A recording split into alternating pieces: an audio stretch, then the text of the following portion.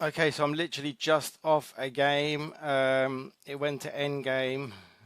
This was the finishing position and the timer. So I had 2 minutes 27 on the clock. My opponent had 13 minutes. It was a half an hour time control. My opponent messaged me. The opponent messaged me afterwards saying, "You play very well," and that they were 12 years old. I don't know if that's correct or not, but if they are 12 years old, then fair play because they were very tough to beat, put it that way. So, the end game is the most important bit here because that was the trickiest part to navigate. So, I'm going to rush through the theory part of the the middle game. So, all fairly standard, really. Um, yeah, so I like this line here because obviously then it just opens up. But yeah, not often people will accept it. And obviously, here, there you go, castle's out. So I go here because I'm taking advantage of the fact that this hasn't been developed yet. So obviously can't come down here and double my pawns. Um, so yeah, they pick up just a pawn. I bring my queen here. Obviously, I'm like, I'm going to fucking attack relentlessly, go here, and then send the queen here. But I very quickly realised that this person was way beyond any sort of level I could do that to. So yeah, push there. I'm just sat there really, not a great place. But yeah, so they push. Obviously they're not threatening, but they've just opened up this file here. No, not that file. That file. So I castle. Um, Now they come down and they take a knight in exchange for a bishop. Now, normally it would be quite bad at this point because I would have to take here, completely exposing my king, but because I can just drop down, because there's nothing along here, um, yeah, not a problem. So I just drop down, pick that up. Opponent goes here, and I'm thinking, well, what's he looking for? So I thought I'd push here because sometimes you push there and they don't see the bishop staring, and obviously the queen's not going to come down and take the bishop because my rooks will be waiting for it. So I push. So yeah, this is obviously not a great situation. Um, Mainly that, uh, but it's yeah. I mean, yeah. When I looked at it, it was simply a take. But now, obviously, then I realised not so great. Maybe I don't know. I don't know if that would have been bad or not. I don't know. But yeah, so I did this uh, so that on the next move I can take the knight. I believe. Why did I do it? I planned it. There we go. That was it. Yeah, there we go. That was it. So yeah, basically I gave the check to dislodge the queen so that I could pick up that knight to eliminate the threat. So check, takes, takes, and then I'm currently just down one pawn. So yeah, opponent comes here and wants to trade queens. I'm trying to, accept queen trades as much as possible at the moment because it's good to be able to play without a queen really. So yeah, I go and take, and they take, and that also gives me a lovely exposed G file there. So I go here to start with, threatening the rook. Obviously, I would have sacked it if they didn't move the rook. So I would have gone here, and then obviously king would have just taken and ended up here. But yeah, obviously they want to keep it, so they moved it out of the way. So I go here. Reason being, um, my opponent only has a light squared bishop left, and my king is now on a dark square. So this is basically they can't check me with this bishop anymore. So that was the main reason for that. Secondary to that, I also want to obviously go here and then start to push up here with that pawn get rid of it, check. Yeah, so they push, I push, they take, I go here, and there's not really much, because again, look, so green square, white square, so they take, so they're obviously trying to pass a pawn, which nearly caught me out later on in the game. This is a 79 move game. So I go here, opponent goes here.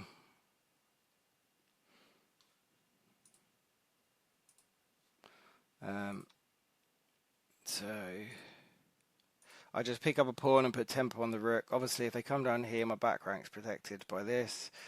So what I was looking at was probably this. I wonder if that would be mate. Obviously, it's not now. But then I calculate it. So obviously, that was it. Yeah. So I take. I've taken a rook. They come over and take my rook, and then I take their rook, and then they take my bishop. So I've essentially traded a rook and a bishop for 2 rooks, which gives me an advantage. So I went for it. So there you go. All expected, and then yep, skadoosh, skadoosh. And then I can obviously go back into check because I've got this little guy here guarding me from this. So then we get this, and I was looking around thinking, okay, and really in hindsight I should have taken this because it caused me so much aggro, and you'll see very soon why. So I went like this just to see, change up the structure a little bit. So I was like, okay, yeah, take that.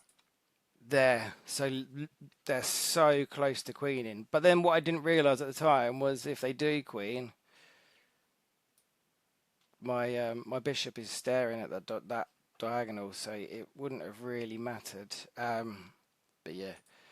So I panicked and went down here. Just miscalculated it, really. Instead of just allowing them to queen and then take it, I was like, oh, well, I've got to go here. And then now my bishop's sort of stuck there. So yeah. So yeah, they bring their knight down, and obviously the most obvious thing they were going to want to do is this, and then move out the way, and then queen, and then I'm in trouble. So I just give some checks just to see if I can take anything. And then I realise I can't, so I need to get down here ready to defend. Yep, so they do this. So obviously now they've obviously seen what I want to do. So now I can't go down here because of this guy. So I go here, they go here. Okay, so they're obviously on light squares, so I can now go down to here if I wish. But instead I start to get my king into play and get it out of the danger zone. So there's that knight move we were expecting. So I go here. So what would it look like? Takes, yeah, and then takes, and with a pin there. That's not what happened though. So they pushed. I start to push my other pawn. They go here. Don't really see. Maybe here. I don't know. Because at the moment, obviously, if takes, then I'm just going to go over here, and then I'm going to go here. So again, just go and give a check again. If in doubt, just give a check. Check. Okay.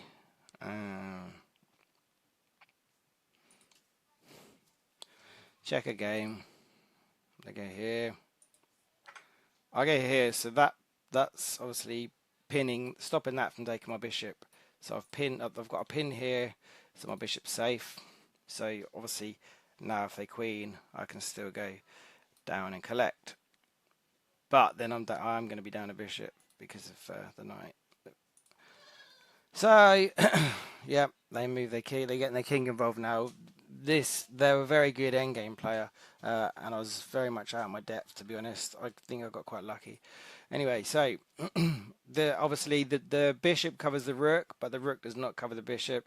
So the obvious move here is going to take the bishop, and obviously I can't take this because of this. So I just go here, um, so that I can collect this. There you go, but I can't. What did I do? No, I did. Then I lost it. Yeah, then I managed the queen.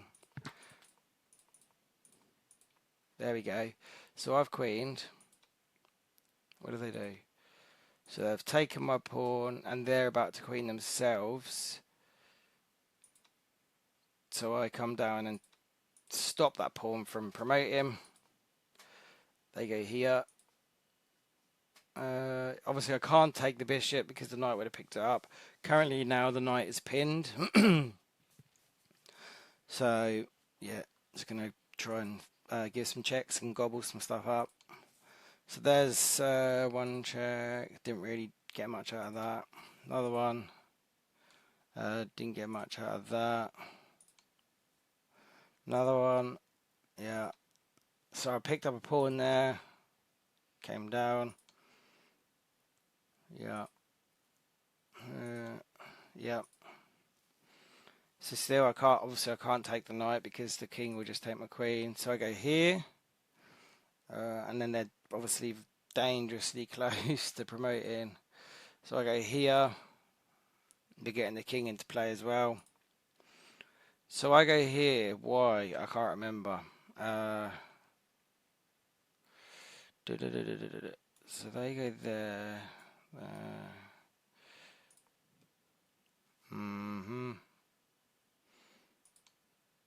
So I do that. That. Right. Okay. So currently this is now pinned, obviously, because that's check. So this cannot promote whilst my queen is there, but I don't have much else. So I start trying to attack the bishop with my king. So they give a check now.